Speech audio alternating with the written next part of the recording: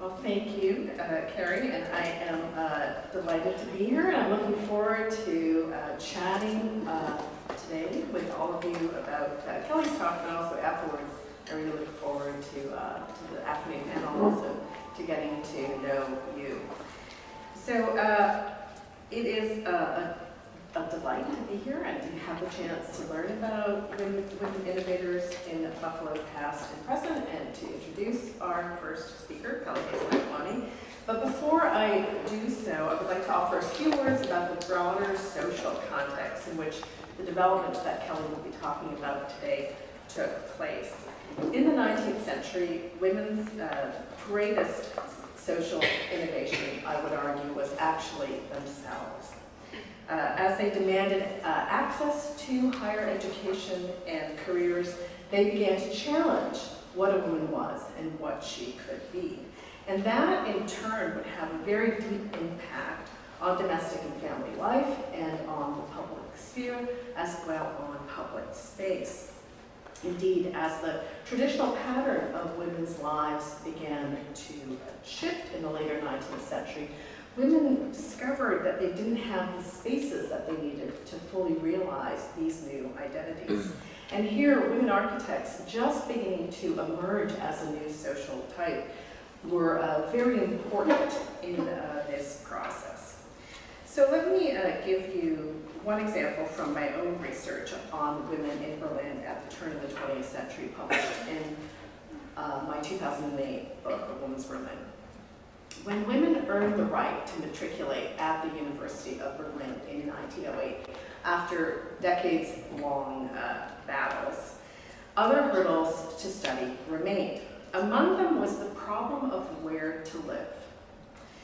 Women from Berlin who attended the university usually stayed with their families, but those women who came from other places didn't always have relatives who could accommodate them. Now, in this period, Germany didn't have student residences. Instead, male students typically lived in dodgy housing right around the university, and this was also an area where many prostitutes lived. Now, this wasn't a coincidence, since university life at that time in Germany for young men was about experimentation and freedom, including sort of sexual freedom, sort of sowing your wild oats. Well, of course, this was unimaginable for female students at the time, who could not live near the university for fear of actually damaging their reputations.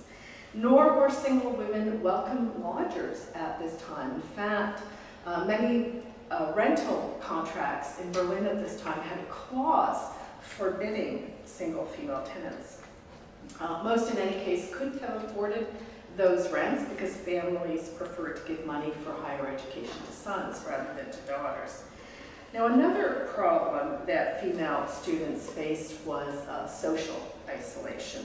University social life revolved around institutions and activities such as dueling fraternities that banned women. Women thus had no entry into the kind of camaraderie and community that is such an important part of university experience. So in 1910, a group of female donors decided to do something about this. And they began by surveying female students and asking them what they wanted to see in a residence. They also traveled to England to see women's colleges there.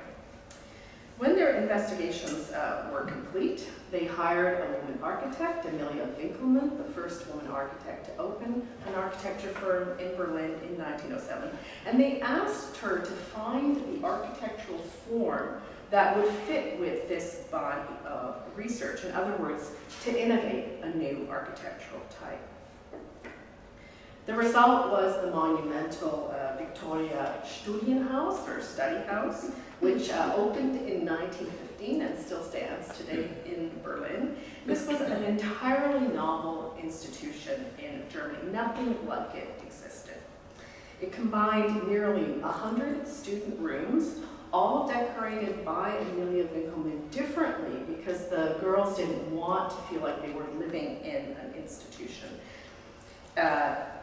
In addition to those 100 student rooms, there was a lecture auditorium, classrooms, a gymnasium, common rooms, such as the one you see here, a dining hall with small tables, again intended to avoid that institutional feel. And here you see the tables on the outdoor terrace. There were music rooms, art studios, and a large and glorious garden in the back, which included tennis courts. So the Victorian Studienhaus not only accommodated women's basic needs for a place to live and sleep, but created the academic community from which they were otherwise excluded. In these spaces, women discussed and debated, they explored their talents, and they met women from across Germany, forming friendships across social and cultural differences. Now, I mentioned that the project's female donors looked abroad for inspiration and models. And this was not only true of women in Germany. In this period, women in Europe and the United States who were seeking to shift the traditional boundaries of their lives kept a close eye on developments happening in other countries or even across oceans. For example, from the 1870s until the First World War, women's pavilions appeared at many world's fairs as women learned from, but also competed with each other internationally. Thus, women's innovations of themselves, of their lives, and of their spaces were, from the start, expansive dialogues happening at local, national, and transnational levels. When we focus on Buffalo today, we have to remember that in the past, as in the present, women's horizons stretched far indeed.